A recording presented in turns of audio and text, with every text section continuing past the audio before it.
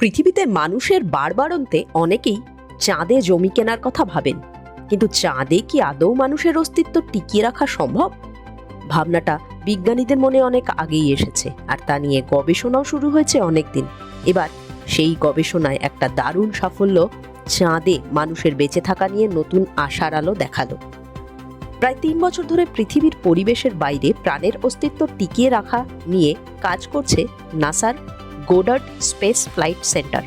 প্রথমেই মানুষের শরীরের ত্বকের বাইরে লেগে থাকা ছোট ছোট জীবাণু নিয়ে সেই পরীক্ষা হয়। চামড়া থেকে ব্যাকটেরিয়া, ফাঙ্গাসের মতো জীবাণু নিয়ে তাদের মহাকাশে টিকে থাকার লড়াই পরীক্ষা করা হয়েছে। বেশ কিছু জীবাণু সেই পরীক্ষা পাশ করেছে, অর্থাৎ মহাকাশে মহাকাশযানের বাইরে কোনো লাইফ সাপোর্ট ছাড়াই সেই জীবাণুগুলি বেঁচে থেকে গবেষকদের নতুন আশার আলো দেখিয়েছে। এবার পালা চাঁদের। এমনিতেই চাঁদের দক্ষিণ মেরুকে প্রাকৃতিক পরীক্ষাগার হিসাবে ব্যবহার করা লক্ষ্য নাসার। এবার সেই দক্ষিণ মেরুতে এই জীবাণুগুলিকে নিয়ে পরীক্ষা করা হবে চাঁদের চরম পরিবেশে তারা বেঁচে থাকতে পারে কিনা। এর জন্য চাঁদের শ্যাকলেটন গহ্বরকে বেছে নেওয়া হয়েছে।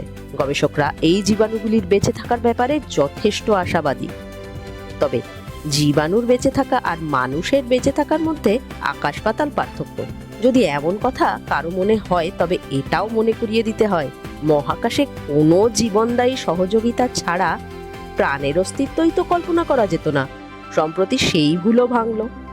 এভাবেই মানুষের বেঁচে থাকারও উপায় একদিন খুঁজে পাবেন গবেষকরা, এমনটা আশাও করা যায়।